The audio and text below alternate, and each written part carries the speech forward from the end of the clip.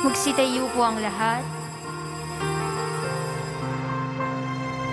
Viva po, Jesus Nazareno, awit at papuri, alay namin sa'yo, tingin ang dalangin at pagsamo ng bayan mo. Viva po, Jesus Nazareno. Tayo ngayon ay magtipon at sambahin ang poon. Magdiwang tayo sa ating debosyon, purihin ang Panginoon. Viva po, Jesus Nazareno, awit at papuri, alay namin sa'yo, tingin ang dalangin at pagsamo ng bayan mo. Viva po, Jesus Nazareno.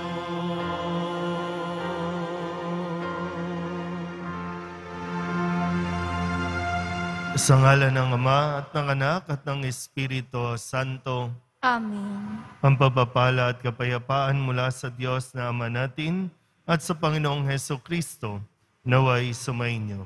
At sumaiyo rin. Mga kapatid, aminin natin ang ating mga kasalanan upang tayo maging marapat gumanap sa banal na pagdiriwang.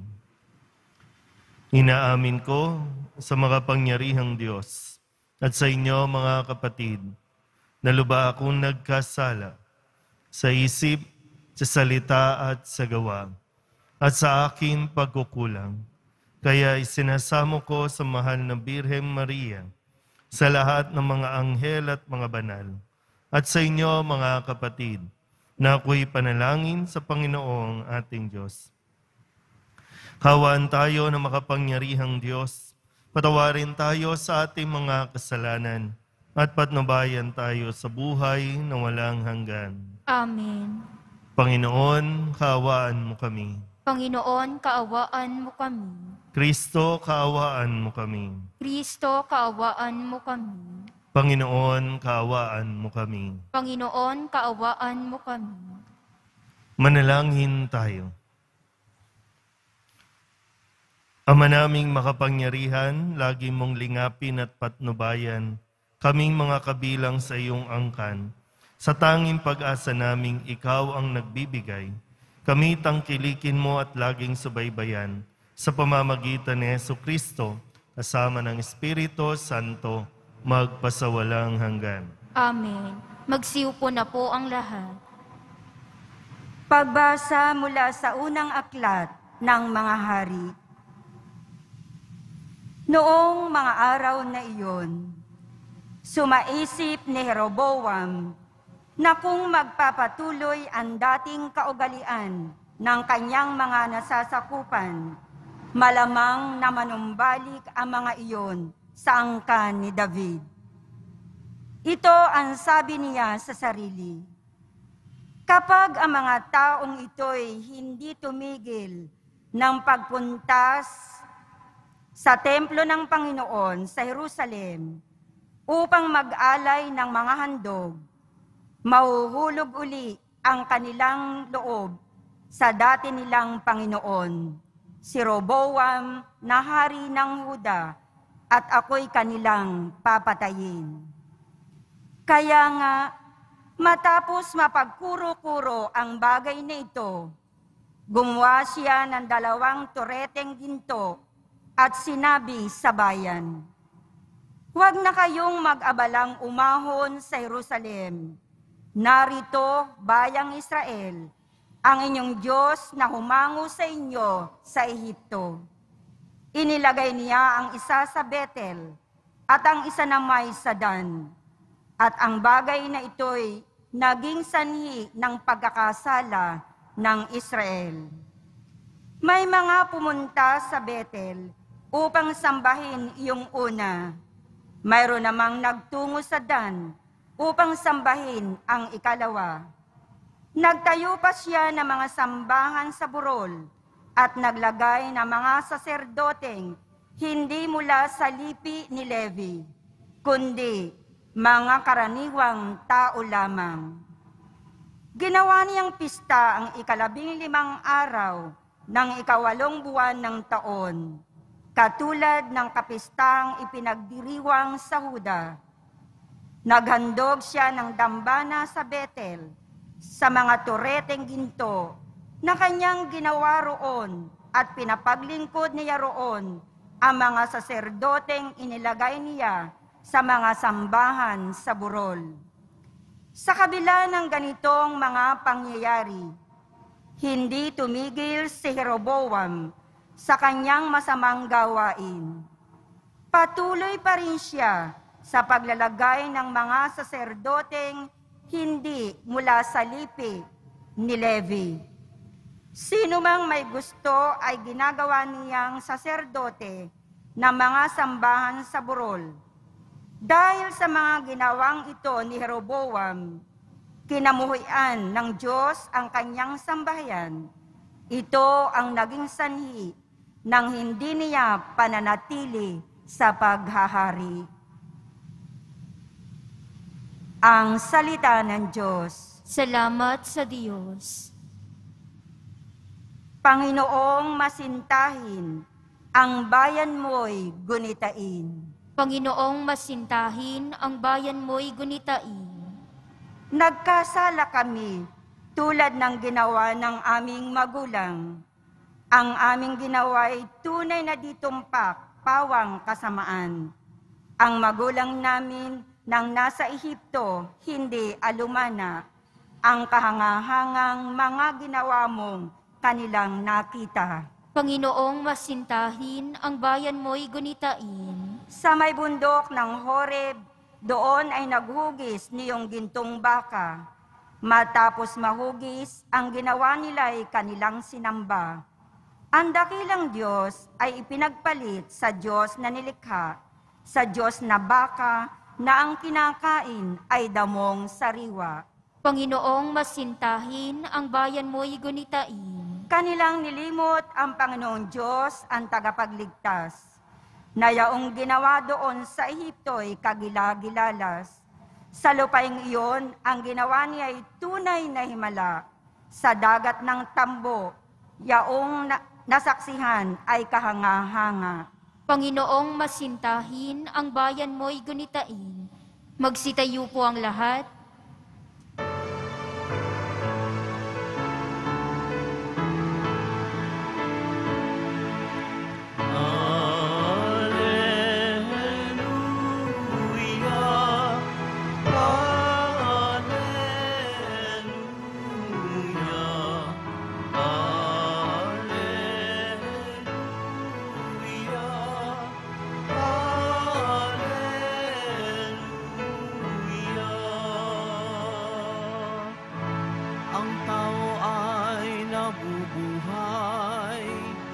Sa salita ng may kapal na pagkain kanyang bigay.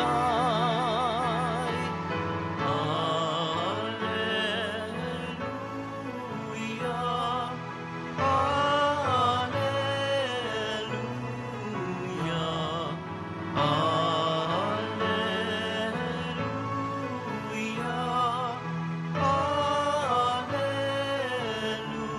Alleluia, Sumainyo ang Panginoon. At sumaiyo rin. Ang mabuting balita ng Panginoon ayon kay San Marcos. Papuri sa iyo, Panginoon. Noong mga araw na iyon, muling nagkatipon ang mga tao. Naubos na nila ang kanilang pagkain, kaya tinawag ni Jesus ang kanyang mga alagad at sinabi sa kanila, "Nahahabag ako sa mga taong ito, sapagkat 3 araw na ngayong kasama ko sila at wala na silang makain. Kung pauuwiin ko ng gutom, may hilo sila sa daan. Galing pa naman sa malayo ang ilan sa kanila. Saan po tayo kukuha ng tinapay sa ilang para magkasya sa ganito karaming tao? Tugon ng mga alagad, ilan ang tinapay ninyo riyan? Tanong ni Jesus. 7 po, sagot nila. Ang mga tao'y pinaupo ni Jesus sa lupa. Kinuha niya ang 7 tinapay at nagpasalamat sa Diyos. Pinagpira-piraso niya ang mga iyon at ibinigay sa mga alagad upang ipamahagi sa mga tao. Gayon nga ang ginawa ng mga alagad. Meron din silang ilang maliliit na isda. Muli siyang nagpasalamat sa Diyos at iniutos niyang ibigay din iyon sa mga tao. Kumain ang lahat at nabusog. At nang tipunin nila ang mga pira-pirasong tinapay na lumabis, nakapuno sila ng 7 bakol na malalaki. At may 4,000 ang kumain. Pinayaon ni Jesus ang mga tao, saka siya sumakay sa bangka, kasama ng kanyang mga alagad, at nagtungo sa lupain ng Dalmanuta. Ang mabuting balita ng Panginoon. Pinupuri ka namin, Panginoong Hesukristo. So muli, balikan po natin ang mga ibinigay sa atin ng Poong Jesus Nazareno na mga gabay. At sana po ay patuloy natin pagnilayan ang mga sinasabi ng Poong Jesus Nazareno. Nung Lunes, sa kanya pong patuloy na paglalakbay, marami po ang mga taong sumusunod sa kanya. At dito, sabi po, isinasamo sa kanya na pahipuin sila kahit man lang sa palawit ng kanyang kasuotan. Tandaan niyo po ha, patuloy na naglalakbay sa Jesus, nagpupunta sa iba't ibang mga lugar, iba't ibang mga bayan, at doon marami talaga yung nagnanais na mapagaling. At yung kanilang pananampalataya, nagsasabi na mahawakan lang yung laylayan, yung palawit na kanyang kasuotan. Kahit doon lang, di ba? Yun lang yung hahawakan At naniniwala sila na gagaling na sila. Nung Martes, sa kanya pong pakikipag-usap at paliwanagan sa mga Pariseo at mga Iskriba tungkol sa mga minanang utos, bawal ito, bawal yan, pero nakakalimutan sundin ang utos ng Diyos. Kaya ang kanyang mensahe, kay husay ng paraan ninyo sa pagpapawalang bisa sa utos ng Diyos. Masunod lamang ninyo ang mga turong minana ninyo. At nung Miyerkules, muli ipinaliwanag niya, hindi ang pumapasok sa bibig ng tao ang nakakapagparumi sa kanya sa mata ng Diyos, kundi ang mga nagmumula sa kanya.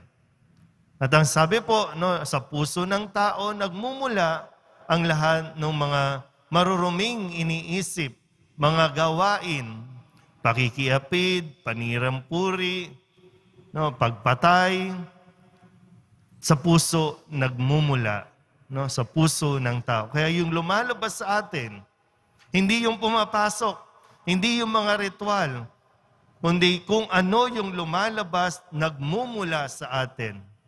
Kaya ingat-ingat po tayo, Marami yung nagiging influencer. Pero anong klaseng influencer? Good or bad? Napapabuti ba yung nai-impluensyahan mo? O yung tinatawag natin, nagiging BI ka? Bad influence. At nung Webes, ang sabi po, meron isang babae, taga si Foronica, na hindi kalahi, hindi Udyo, pero lumapit kay Jesus at naninikluhod para sa kagalingan ng kanyang anak. At dito po, sabi niya, kahit tuta nasa ilalim ng hapag ay naninimot na mga mumong nalalaglag sa mga anak. Yung alam mong, yung alam mong hindi mo deserve, alam mong hindi ka karapat-dapat, pero para sa minamahal mo, sa kagalingan ng anak mo, yung bang talagang gagawin mo ang lahat para lamang makuha mo yung ninanais mo. Pero nandoon yung pagpapakumbaba ng babaeng ito para sa anak niya. Kahapon, sabi po ni Jesus, nang may ilapit sa kanya na pagalingin ng isang bingi at utal, sabi po sa kwento, tumingala si Jesus at nagbuntong hininga at sinabi sa tao, Ephata, ibig sabihin, mabuksan. So, kailangan natin buksan ang ating mga tenga. Kung ano kasi yung naririnig mo, yun yung lalabas sa bibig mo. Kung wala kang naririnig, walang lalabas sa bibig. Kung mabuti ang naririnig mo at pinakikinggan mo, mabuti ang lalabas sa iyo. Pero kung negative, mali, mali din yung iyong masasambit. At ngayon, sabi po sa kwento, simula pa nung Lunes, di ba no? Marami nang sumusunod kay Jesus. At ang sabi po sa kwentong ito, 3 araw na natin silang kasama. Hindi sila pwedeng umuwi ng basta-basta. Wala na silang pagkain. Kaya sabi po, nahabag ako o nahahabag ako sa mga taong ito. So maganda po, no, na kung kahapon ang binubuksan sa atin, tenga. Hindi man tayo bingi, pero yung mensahe, huwag tayong magsara ng tenga. Huwag tayong magbingi-bingihan. Pero ngayon, bahagi nun, hindi lang basta tenga ang kailangan natin buksan, lalo tigit. Kaya nga, di ba, sabi sa puso ng tao nagmumula. So anong nilalaman ng puso? Anong pinaka-importante dyan na mayroon din? Sabi po dito, nahabag ako.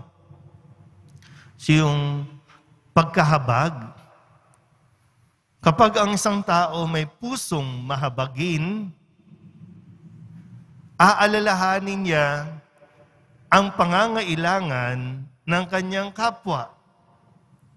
Iintindihin niya, iisipin niya ang kapakanan ng kanyang kapwa kung ang taong ito ay may pusong mahabagin. Yung hindi lang sarili ang inaalala, hindi lang sarili ang iniisip. Kaya ngayon, sa atin po ba ng mga naririto, ng mga nasa online, ang hinihiling mo ba sa Diyos ay para lang sa sarili? O yan ang hinihingi mo ay bunga ng iyong pagkamahabagin? Umihiling ka ba sa Diyos dahil gusto mong makatulong? Kasi inaalala mo, paano ang mga anak mo? Paano yung ibang tao? Paano yung mga hindi nakakapag-aral? Paano yung mga may sakit?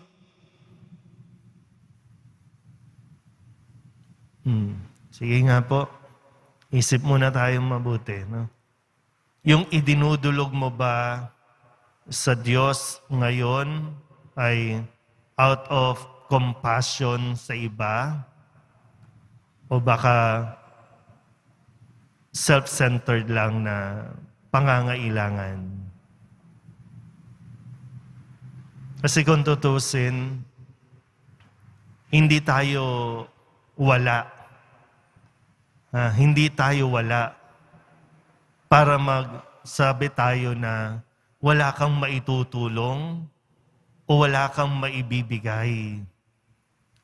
Kaya nga ang sabi ni Jesus sa kanyang mga alagad, anong meron kayo riyan? So kung tatanungin ka, anong meron sa'yo? Pag sinabi mong wala, Wala talaga. Pero tingnan mo, anong meron sa'yo na pwedeng makatulong sa sitwasyon mo, sa sitwasyon ng mga tao sa paligid mo, sa pamilya mo? Anong meron sa'yo? Yun ang kailangan mong makita. Madalas kasi ang tinitingnan natin yung wala. Yung wala sa atin. Ngayon, sa panahon ng pandemya, nakafocus tayo lagi sa wala kang trabaho, walang pagkain, walang pera. Yun lang, nakafocus tayo.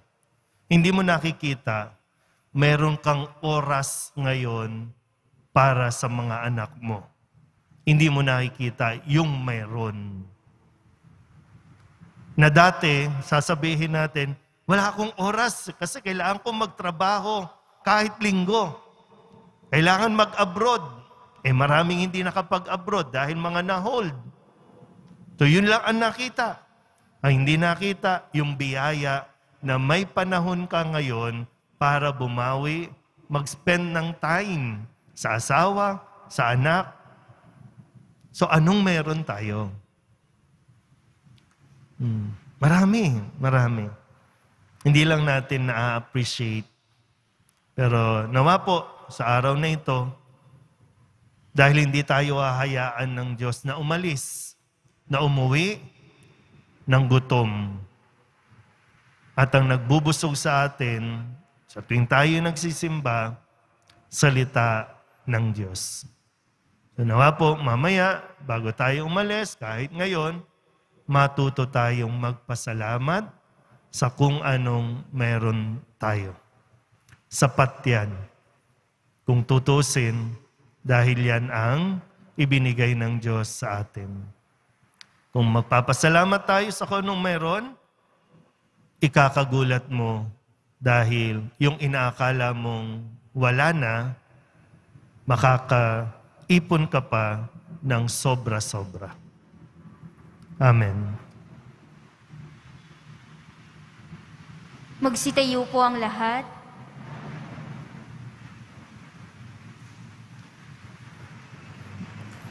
Mga kapatid, sa pagpapakain ng 5,000 tao, ipinakita ng ating Panginoon na ang Diyos Ama ang siyang nagbibigay ng lahat ng ating pangangailangan.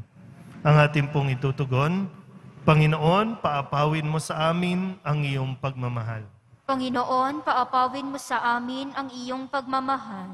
Ang ating mga pastol, lalo na ang Santo Papa at mga obispo, naway patuloy tayong bigyan ng mga tamang katuruan sa pananampalataya. Manalangin tayo. Panginoon, paapawin mo sa amin ang iyong pagmamahal.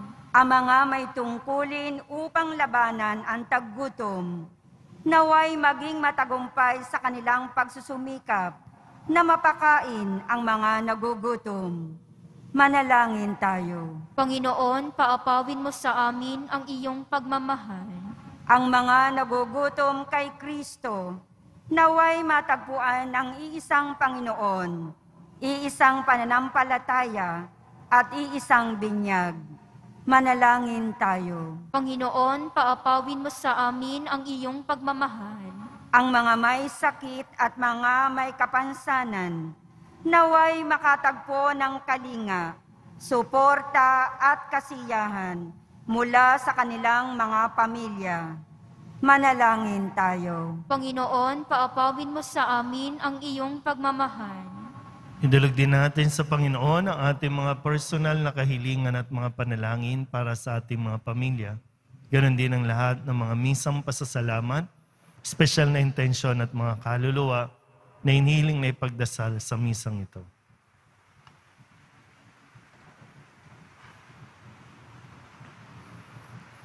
Ang lahat ng ito inihiling namin sa ngalan ni Kristo ang aming Panginoon. Amen. Magsiupo na po ang lahat.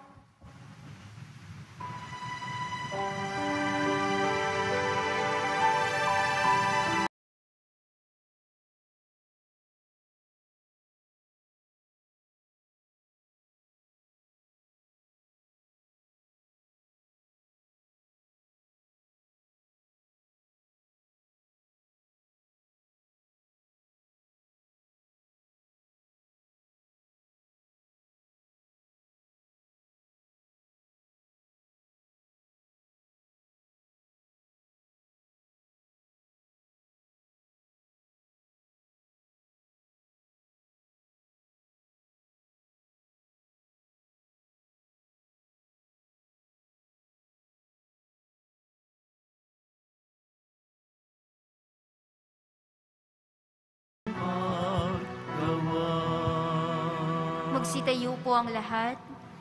Manalangin kayo mga kapatid upang paghahain natin ikalugdan ng Diyos Amang makapangyarihan. Tanggapin nawa ng Panginoon itong paghahain sa iyong mga kamay, sa kapurihan niya at karangalan sa ating kapakinabangan at sa buong sambayanan niyang banal. Ama naming lumikha, ang pagkait inuming narito ay iyong ginawa upang mapalakas kami mga mahihina. Ipagkaloob mong ito ay aming mapagsaluhan bilang pakikinabang sa buhay mong pangmagpakailanman sa pamamagitan ni Jesucristo kasama ng Espiritu Santo magpasawalang hanggan. Amen. Sumainyo ang Panginoon. At sumaiyo rin. Itaas sa Diyos ang inyong puso at diwa. Itinaas na namin sa Panginoon. Pasalamatan natin ang Panginoong ating Diyos. Marapat na siya'y pasalamatan. Ama naming makapangyarihan, tunay ngang marapat na ikaw ay aming pasalamatan. Sa iyong paglingap at kagandahang loob, ang tao'y nilikha mo at pinangasiwa sa sansinukob. Sa hangad mong siya'y iwastong lubos, siya'y pinagdusa mo sa kanyang pagtalikod. Sa iyong paggiliw, iyong ipinahintulot na makabalik siya sa pamamagitan ni Kristo Jesus. Kaya kaysa ng mga anghel na nagsisiawit ng papuri sa iyo, nang walang humpay sa kalangitan, kami nagbubunyi sa iyong kadakilaan. Santo, Santo, Santo, Panginoong Diyos ng mga hukbo, napupuno ang langit at lupa ng kadakilaan mo, o sana sa kaitaasan. Pinagpala ang naparirito sa ngalan ng Panginoon, o sana sa kaitaasan. Magsiluhod po ang lahat. Ama naming banal, ikaw ang bukal ng tanang kabanalan. Kaya't sa pamamagitan ng iyong Espiritu, gawin mong banal ang kaloob na ito upang para sa aming maging katawan at dugo ng aming Panginoong Hesukristo. Bago niya pinagtiis ang kusang loob na maging handog, inawakan niya ang tinapay, pinasalamatan kaniya, binaghati-hati niya iyon, iniabot sa kanyang mga alagad at sinabi, "Tanggapin ninyong lahat ito at kanin, ito ang aking katawan na ihahandog para sa inyo."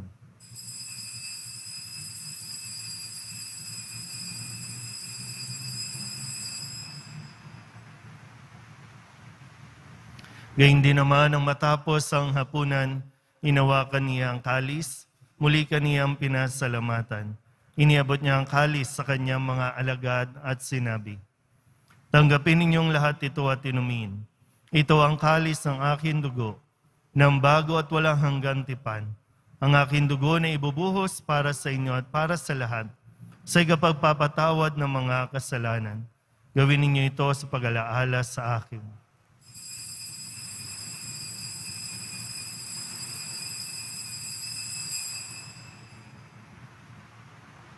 Magsitayo po ang lahat. Ipagbunyi natin ang misteryo ng pananampalataya. Si Kristo'y namatay, si Kristo'y nabuhay, si Kristo'y babalik sa wakas ng panahon. Ama, ginagawa namin ngayon ang pag-alaala sa pagkamatay at muling pagkabuhay ng iyong anak. Kaya tiniaalay namin sa iyo ang tinapay na nagbibigay buhay at ang kalis na nagkakaloob ng kaligtasan. Kami nagpapasalamat dahil kami iyong minarapat na tumayo sa harap mo para maglingkod sa iyo. Isinasamo namin kami magsasalo-salo sa katawan at dugo ni Kristo ay mabuklod sa pagkakaisa sa pamamagitan ng Espiritu Santo. Ama, lingapin mo ang iyong simbahang laganap sa buong daigdig. Puspusin mo kami sa pag-ibig kaysa ni Francisco na aming Papa at ni Jose na aming Obispo at ng Tanang Kaparian. Alalahanin mo rin ang mga kapatid naming nahimlay na may pag-asang sila'y muling mabubuhay, gayon din ang lahat ng mga pumanaw. Kawaan mo sila at patuloyin sa iyong kaliwanagan. Kawaan mo at pagindapating kaming lahat na makasalo sa iyong buhay na walang wakas. Kaysa ng mahal na Birhen Maria na ina ng Diyos, ng kabiyak ng puso niyang San Jose, kaysa ng mga apostol at ng lahat ng mga banal, na namuhay dito sa daigdig ng kalugod-lugod sa iyo. May pagdiwang nawa namin ng papupuri sa kararangal mo sa pamamagitan ng iyong anak na aming Panginoong Hesukristo. Sa pamamagitan ni Kristo, kasama niya at sa Kanya, Ang lahat ng parangal at papuri ay sa iyo, Diyos amang makapangyarihan, kasama ng Espiritu Santo, magpasawalang hanggan. Amen, amen, amen, amen. Buong kababaang loob tayong tumawag sa ating Panginoon ng Ama namin. Ama namin, Sumasalangit ka, sambahin ang ngalan mo. Mapasa amin ang kaharian mo. Sundin ang loob mo dito sa lupa para nang sa langit. Bigyan mo kami ngayon ng aming kakanin sa araw-araw. At patawarin mo kami sa aming mga sala, para ng pagpapatawad namin sa nagkakasala sa amin. At huwag mo kaming ipahintulot sa tukso, at iadya mo kami sa lahat ng masama. hinihiling namin kaming iadya sa lahat ng masama, pagkalooban ng kapayapaan araw-araw, iligtas sa kasalanan, at ilayo sa lahat ng kapahamakan, samantalang aming pinananabikan ang dakilang araw ng pagpapahayag ng tagapagligtas naming si Jesucristo. Sapagkat iyo ang kaharian at ang kapangyarihan at ang kapurihan magpakailanman. Amen. Panginoong Jesucristo, sinabi mo sa iyong mga apostol, kapayapaan ang iniiwan ko sa inyo, ang aking kapayapaan ang binibigay ko sa inyo. Tunghayan mo ang aming pananampalataya at huwag ang aming mga pagkakasala.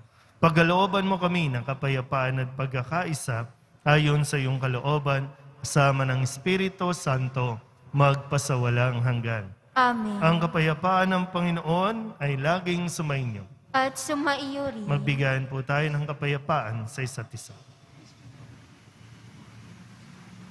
Kordero ng Diyos na nag-aalis ng mga kasalanan ng sanlibutan, maawa ka sa amin. Kordero ng Diyos na nag-aalis ng mga kasalanan ng sanlibutan, maawa ka sa amin. Kordero ng Diyos na nag-aalis ng mga kasalanan ng sanlibutan, ipagkaloob mo sa amin ang kapayapaan. Magsiluhod po ang lahat.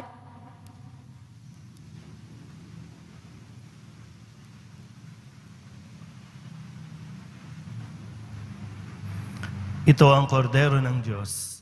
Ito ang nag-aalis ng kasalanan ng sanlibutan.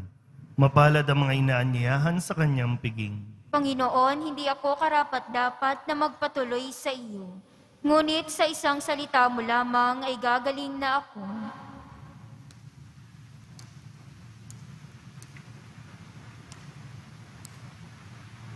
Katawan ni Kristo, Amen.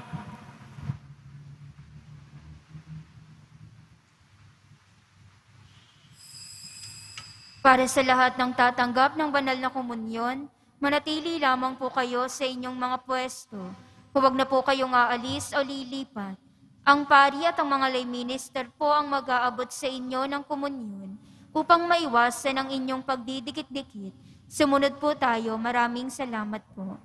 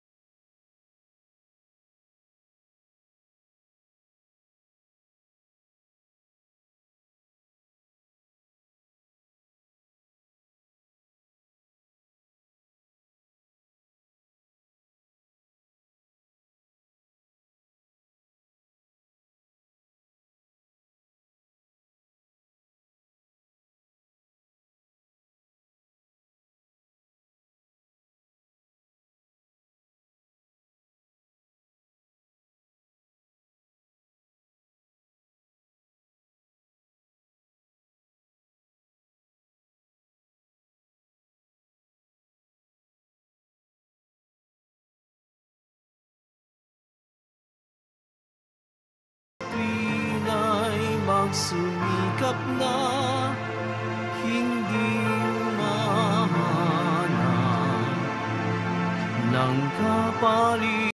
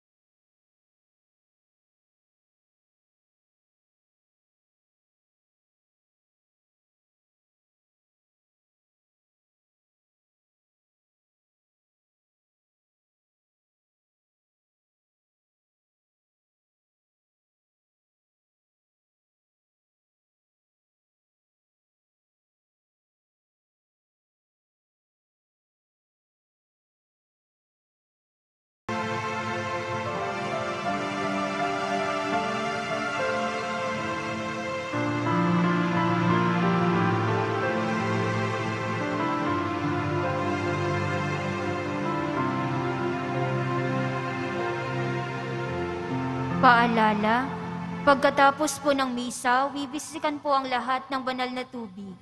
Pinakikiusapan po ang lahat na manatili lamang muna sa inyong mga lugar o kinauupuan. Pagkatapos ng pagbibisik, mangyari lamang na maupo muna ang lahat ng nasa loob ng simbahan. At hintayin pong banggitin ang grupo ng inyong inuupuan bago po kayo lumabas ng simbahan. Tanging sa Quezon Boulevard lamang ang labasan ng lahat. At panatilihin lamang po natin ang physical distancing sa bawat isa. Maraming salamat po sa inyong pagdalaw at pagsisimba sa Basilica Minor ng Itim na Nazareno.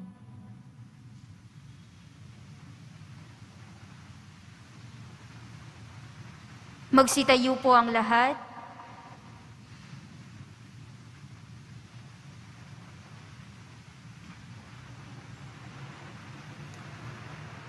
Manalangin tayo. Ama naming mapagmahal, sa pagkait inuming pagkakaisa ang ibinigay, kami niloob mo ang makapakinabang. Kaysa ni Kristo kami naway makapamuhay, upang makapamunga ng may kagalakan para sa kapakanan ng aming kapwa-tao sa sanlibutan. Sa pamamagitan niya, kasama ng Espiritu Santo, magpasawalang hanggan. Amen. Panalangin kay San Roque. O pinapalang San Roque, pintakasi ng mga may karamdaman, ningapin mo po ang aming mga kapatid na nasa banig ng karamdaman.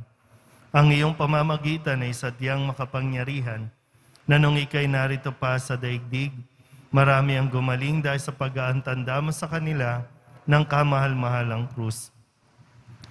Ngayong ikay niluluwalhati na dyan sa langit, nananalig kaming ang iyong pamamagitan ay lubhang magaling. Ialay mo po sa Panginoong Diyos sa ring aming mga hinaing at sa tulong po ninyo ay makamit ang kagalingan ng aming kaluluwa at katawan. Pakundangan sa mga hirap at sakit ng Panginoong Hesukristo at iyo po mga panalangin. Amen. Señor San Roque, panalangin mo po kami upang kami maiadya sa salot ng COVID-19 at sa mga karamdaman ng katawan at kaluluwa.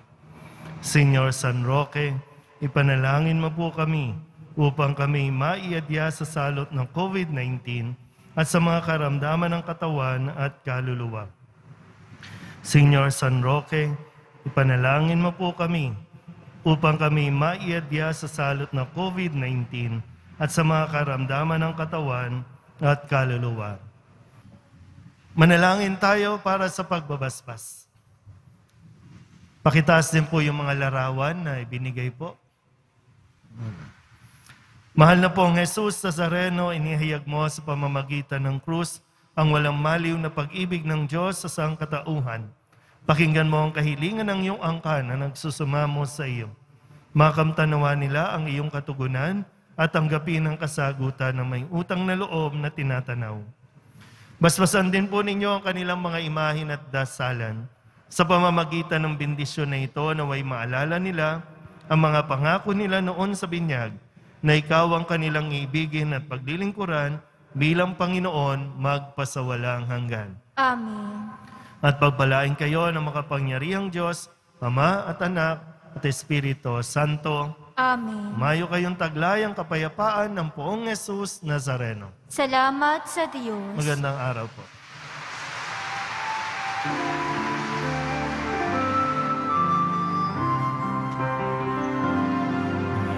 Padre Jesus Nazareno, sinasamba ka namin.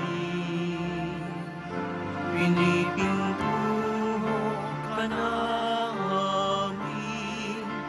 Aral mo ang aming buhay at kaligtasan. Nuestro Padre Jesus Nazareno, iligtas mo kami sa kasalanan. Ang krus mong pinamatayan ay sagisag ng aming kaligtasan. Nuestro Padre Jesus Nazareno, dinarangal ka namin. Nuestro Padre Jesus Nazareno, niluluwalhati ka namin. Nuestro Padre Jesus Nazareno, dinarangal ka namin. Nuestro Padre Jesus Nazareno, niluluwalhati ka namin.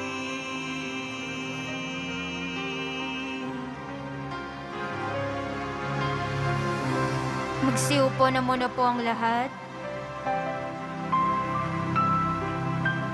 Isang magandang araw po sa inyong lahat. Maaari na pong tumayo at lumabas ang lahat ng mga nakaupo sa unang grupo.